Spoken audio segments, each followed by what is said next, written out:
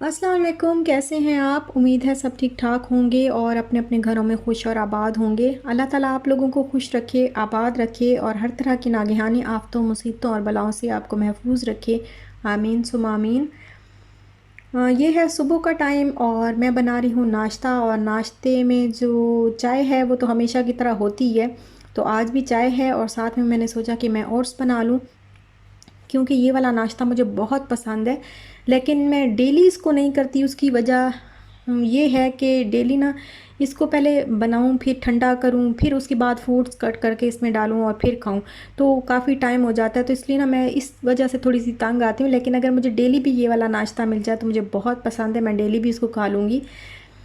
और इसके लिए बस मैंने अभी ना इसमें दूध लिया है फुल फैट, और 2 से 3 टेबल स्पून अब मैं इसके अंदर ना ओट्स डाल दूँगी। अच्छा, यहाँ पर जिन मेरी सिस्टर्स ने अभी तक मेरे चैनल को सब्सक्राइब नहीं किया, वो मेरे चैनल को सब्सक्राइब भी कर दें और जो घंटी का बटन है उसको भी दबा दें। और साथ में सारी मेरी बहनें जो हैं वो थम्स अप पे भी अंगूठा चिपका दें अपना। आपका बहुत बहुत शुक्रिया। आप मुझे बहुत अच्छे लाइक देते हैं, बहुत अच्छे और बहुत ज़्यादा लाइक्स देते हैं। बहुत शुक्रिया, मुझे बहुत खुशी होती है। और इसमें अब मैं डाल रही हूँ ओट्स।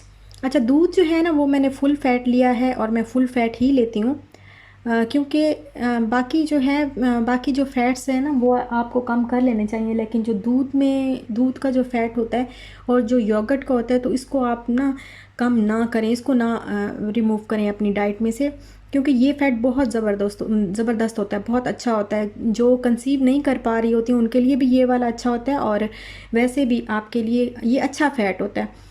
तो इसको आप कम ना करें। मैं कभी भी ना लो फैट या स्किम्ड मिल्क कभी भी यूज़ नहीं करती। पहले करती होती थी, लेकिन उसके बाद जब मुझे डॉक्टर ने मना किया था तो फिर मैंने छोड़ दिया था। फिर मैं फुल फैट ही लेती हूँ। और ये ओट्स वाला जो नाश्ता है ये बहुत ज़बरदस्त है। इसमें चूँकि ओट्स में फ़ाइबर्स बहुत ज़्यादा होते हैं, तो ये आपके वेट को कम करने में बहुत आपकी हेल्प करेगा। और इसमें बहुत सारे विटामिन्स भी होते हैं, हेल्दी भी होता है।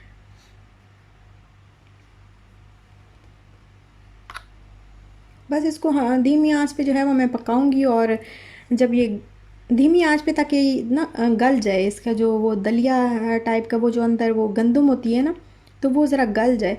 तो इसको इसलिए मैं धीमी आंच पे पकाऊंगी। जब ये गाढ़ा हो जाएगा तो इसको उतार लूँगी।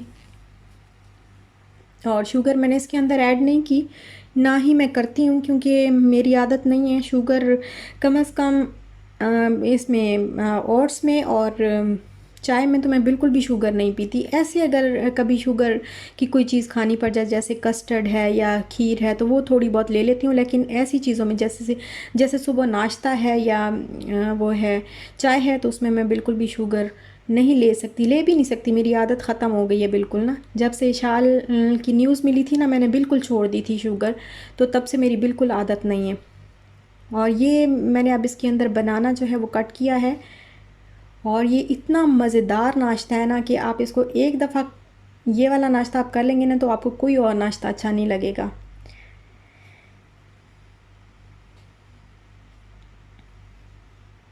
अच्छा, मैं गई थी मीना बाज़ार, तो वहाँ पे मैंने आपको एक ज्वेलरी की शॉप दिखाई थी।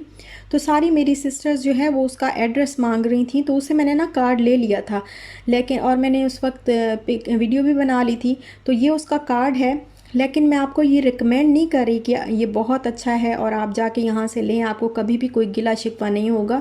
मैं इसको नहीं जानती, मुझे इस पे थोड़ा सा डाउट हुआ था, मुझे भरोसा नहीं था इस पे, क्योंकि इसने मुझे 10 दिरहम जिसकी प्राइस लिखी हुई थी, इस बंदे ने मुझे 50 दिरहम उसकी प्राइस बताई थी, तो मुझे थोड़ा सा डाउट हुआ। तो इस वजह से मैंने नहीं लिया। अगर आपको अच्छा लगे आप जाके देखें, अगर आपको अच्छा लगे तो अपनी ज़िम्मेदारी पे आप ज़रूर ले सकते हैं। लेकिन मुझे मतलब ये ना हो कि आपको कोई नुकसान हो बाद में, तो फिर आप मुझे कहें कि आपने हमें रिकमेंड किया था, तो मैं रिकमेंड नहीं कर रही हूँ। और ये हम कारफुर गए थे। ये मिर्दीप सिटी सेंटर है, और मिर्दीप सिटी सेंटर का कारफोर है। यहाँ पर एक सिस्टर ने मुझसे पूछा था, 2-3 सिस्टर्स बल्कि पूछ चुकी हैं कि आपने जो पिज़्ज़ा लिया था वो आपने कहाँ से लिया था। तो ये जगह है कारफोर के अंदर जो है, ये एक छोटा सा काउंटर बना हुआ है। और ये जो सामने आपको पिज़्ज़े नज़र आ रहे थे, ये नहीं लेने हैं आपने, ये फ्रेश बना के देते हैं। वो ऑर्डर करना है, वो आपको 10 से 15 मिनट में बना के दे देंगे।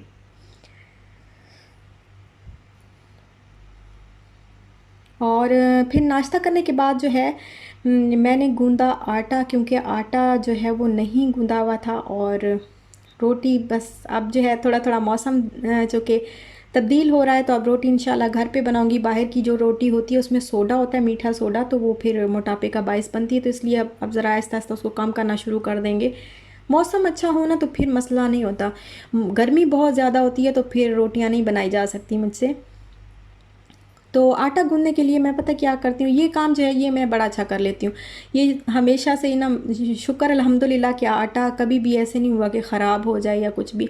शुरू से, क्योंकि मेरी अम्मी ने शुरू से ही ना मुझे ये चीज़ सिखाई हुई है। तो मैं आटा जब मैं छोटी होती तो सबसे पहले मैंने आटा गूंदना इस तरीके से सीखा था कि आटे को ना मैं जैसे अब 5 कप ले रही हूँ या 4 कप ले रही हूँ, तो उसको मैं 2 से 3 पोर्शंस में डिवाइड कर लेती हूँ।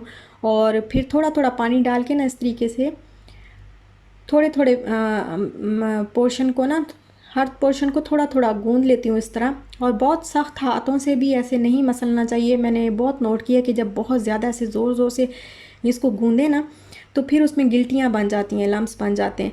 तो ये सारे इस तरह मैं से 2 से 3 पोर्शन बना के उसको फिर अलग अलग पानी डाल के तो उनको अच्छी तरह मिक्स कर लेती हूँ। और फिर सारा एक एक जगह पे ना उसको इकट्ठा कर लेती हूँ। तो उसके बाद मैं गूंदती हूँ तो फिर कभी भी इसके अंदर गिल्टियाँ नहीं बनती। और यहाँ पे आटा गूंदने में मुझे बहुत प्रॉब्लम होती है, क्योंकि मुझे परात नहीं मिल रही। और मैं दूसरी कोई लेना भी नहीं चाहती, मैं चाहती हूँ बस वही मुझे स्टील वाली मिल जाए जैसी हमारे पाकिस्तान में होती है।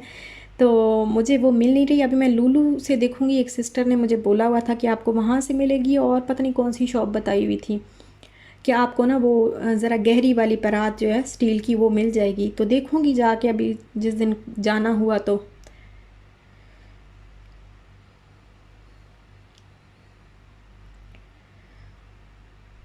अच्छा, तो ये आटा जो है वो मैंने गूंद लिया है और अब इसको मैं रख दूँगी फ्रिज में। आटा तकरीबन मैं 2 से 3 दिन का गूंद के रख लेती हूँ तो ख़राब नहीं होता। गर्मियों में 2 दिन का ही रखती हूँ, ज़्यादा नहीं रखती। और वैसे सर्दियों में 2 से 3 दिन का रख लेती हूँ। तो अभी ये कुछ बर्तन पड़े हुए थे तो मैंने कहा ये धो लूँ, क्योंकि अभी इसको मैंने खाना बनाना है दोपहर का, तो उसमें ये यूज़ होंगे। तो ये मैं बर्तन धो रही हूँ बस। अच्छा, मेरी ना एक सिस्टर ने पूछा था कि आपने जो ये फ़िनाइल बॉल्स रखी हुई हैं इनका क्या काम है, ये आप क्यों रखती हैं, ये क्या चीज़ है? तो ये फ़िनाइल बॉल्स हैं। तो ये राउंड शेप में भी मिलती हैं, छोटी भी मिलती हैं, इस तरह की एग की शेप में भी मिलती हैं, बेज़वी शक्ल की भी होती हैं। अब ये न्यू आई हैं बेज़वी शक्ल की। तो ये मैं इसलिए रखती हूँ, जैसे हम कभी एग बनाते हैं और एग वाला बर्तन कोई वॉश कर लेते हैं, या जिस तरह चिकन बनाते हैं और मटन वगैरह बनाते हैं, या फ़िश धोते हैं तो चिकन वगैरह को वॉश करना होता है। और ये सब्ज़ियाँ भी कुछ ऐसी होती हैं जिनकी स्मेल आती है, तो वो फिर ना सिंक में से एक हमक सी आती है, स्मेल सी आती रहती है। एक अजीब सी स्मेल आती रहती है सिंक के अंदर से। सिंक के ऐसे ज़रा करीब आओ तो भी स्मेल आना शुरू हो जाती है। तो इसका ये फ़ायदा है कि वो स्मेल नहीं आती।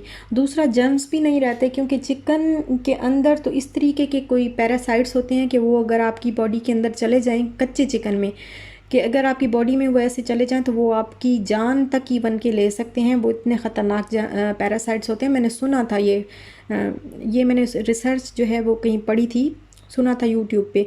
तो इस तरह होता है, तो इस वजह से ना वो जर्म्स जो हैं वो मरते रहते हैं, और साथ में स्मेल भी बिल्कुल नहीं आती, बल्कि अच्छी अच्छी खुशबू आती रहती है, हल्की हल्की सी। तो ये मैं इसलिए रखती हूँ।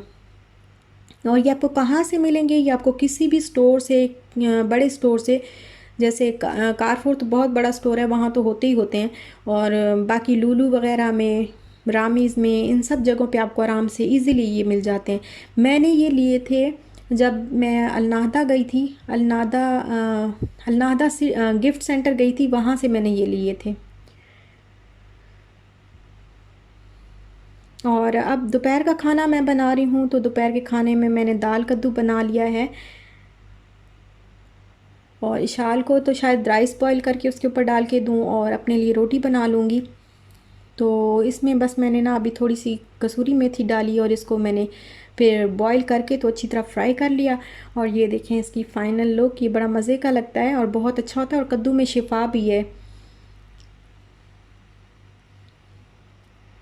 और हुजूर पाक सल्लल्लाहु अलैहि वसल्लम की पसंदीदा सब्ज़ी है कद्दू। लौकी भी बोलते हैं लोग इसको, लेकिन हम लोग कद्दू कहते हैं। अच्छा, ये ब्लैंकेट ना मैंने इस तरह निकाल के रखा हुआ था, तो मैंने कहा चलो मैं आपके साथ भी शेयर कर लेती हूँ। ये इशाल जब पैदा हुई थी तो हमने उसके लिए ये वाला ब्लैंकेट लिया था, इस तरह पिस्ता कलर का, ये ग्रीन ग्रीन सी ग्रीन कलर का था। तो अभी तक मैं इसको ना अभी ये यूज़ करती थी अभी तक मैं, लेकिन अब मैं इसको उड़ाती हूँ तो ये कहती है मम्मा ये बहुत छोटा है, मुझे ये नहीं चाहिए, मुझे बिग वाला कम ब्लैंकेट जो है वो चाहिए। तो अब मैंने सोचा कि इसको, ये फिर ऐसे ही पड़ा हुआ है तो यहाँ पे बाहर बॉक्स बने होते हैं, चैरिटी बॉक्स, तो मैंने कहा मैं वहाँ पे दे देती हूँ ताकि किसी के जो है वो बच्चे, छोटे बच्चे के काम आ जाएगा। तो मैंने कहा अच्छा इसको ऐसे भी फेंकना ही है तो आसान तो नहीं है, ज़ाहिर है ऐसे भी फेंकना है, तो मैं वहाँ उस चैरिटी बॉक्स में डाल दूँगी। तो ये देखें, अभी मुझे ना याद आ रहा था कि जब छोटी होती थी बिल्कुल इसको लपेट के हमने उसके अंदर, इसके अंदर रखा होता था, और जब बाहर निकलते थे फिर भी इसको लपेट के इसमें निकलते थे। और ये था शाम का टाइम, बट चाय बनाने का टाइम था, लेकिन ना मेरा आज बिल्कुल भी मूड नहीं था, गर्मी मुझे ज़्यादा लग रही थी। तो मैंने कहा बड़ी मैंने कोशिश की कि नहीं मैं चाय ही बना लेती हूँ, लेकिन दिल जो है वो बिल्कुल नहीं माना इस बात पे। तो फिर मैंने सोचा कि बनाना पड़ा हुआ है तो बनाना मिल्क शेक मैं बना लेती हूँ। तो ये मैंने मिल्क शेक बनाया है, इसमें मैंने शुगर नहीं डाली है क्योंकि बनाना ऑलरेडी मीठा होता है। और अगर आपको मिल्क शेक मीठा चाहिए तो आप उसमें एक डेट जो है वो डाल लिया करें, लेकिन शुगर जो है वो अवॉइड करें क्योंकि इसमें बहुत ज़्यादा केमिकल्स होते हैं और बहुत सेहत को ख़राब करती है शुगर। और यहाँ पर मैं बना रही हूँ पकोड़े। इसके लिए मैंने ली है पालक, एक पूरी जो है वो गड्डी पालक की ली है, और 2 पोटैटो लिए हैं, एक मीडियम साइज़ का अनियन लिया है, और 4 टेबलस्पून भर के जो है मैंने इसमें बेसन लिया है। फिर हाफ़ टी स्पून मैंने जो सफ़ेद ज़ीरा होता है वो डाला है, और थोड़ी सी मैंने अजवाइन डाली है, खुश्क धनिया डाला है, और काली मिर्च थोड़ी सी हाफ़ टी स्पून के बराबर, और हाफ़ टी स्पून के बराबर रेड चिली ये ऐड की है, और ये चिली फ्लेक्स भी मैंने हाफ़ टी स्पून ही ऐड किए हैं इसके अंदर।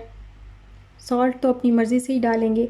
और अब मैं इसमें थोड़ी सी कसूरी मेथी डाल लूँगी, और थोड़ा सा गरम मसाला हाफ़ टी स्पून के बराबर, और बिल्कुल ना एक चुटकी जो है वो मैंने इसके अंदर खाने वाला जो मीठा सोडा होता है, बेकिंग पाउडर नहीं, जो जो बेकिंग पाउडर, जो दूसरा एक पाउडर होता है ना, मीठा सोडा जिसको बोलते हैं ना, सोडा खाने वाला, बेकिंग पाउडर, हाँ बेकिंग पाउडर जिसको बोलते हैं, तो वो मैंने इसके अंदर ऐड किया है। तो मिक्स हो जाते हैं दोनों के नाम ना, मिक्स हो जाते हैं, बेकिंग पाउडर और दूसरा पता नहीं कौन सा है, सोडा, हाँ सोडा नहीं है ये बेकिंग पाउडर है मैं खुद भी कंफ्यूज हो गई हूँ कि क्या चीज़ थी। अच्छा, मैंने ये फिर इसको मिक्स कर लिया पानी के साथ, और अब मैं बना रही हूँ पकोड़े।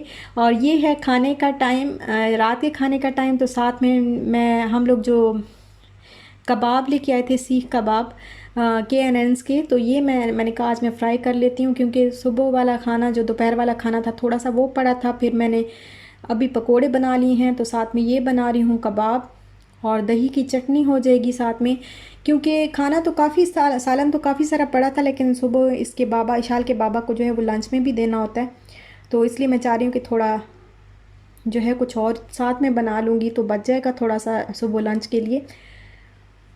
और ये जो पकोड़ों की रेसिपी है, आई एम सो सॉरी अगर आप लोग बोर हुए हों, तो क्योंकि मुझे बहुत ज़्यादा डिमांड, एक सिस्टर ने जो है रिक्वेस्ट की थी कि आप नहीं बताएं, हमें रेसिपी बताएं, तो इस वजह से मैंने कर दी आपके साथ शेयर, वरना सबको ही आती है ये बनाना, पकोड़े तो बनाना सबको आते हैं। तो बस यहीं तक था मेरा आज का व्लॉग। आपको अच्छा लगा हो तो लाइक शेयर सब्सक्राइब ज़रूर करिएगा, अंगूठा ज़रूर चिपका दीजिएगा। अपना ख्याल रखिएगा, इंशाल्लाह मिलते हैं नेक्स्ट व्लॉग के साथ, तब तक के लिए अल्लाह हाफिज़।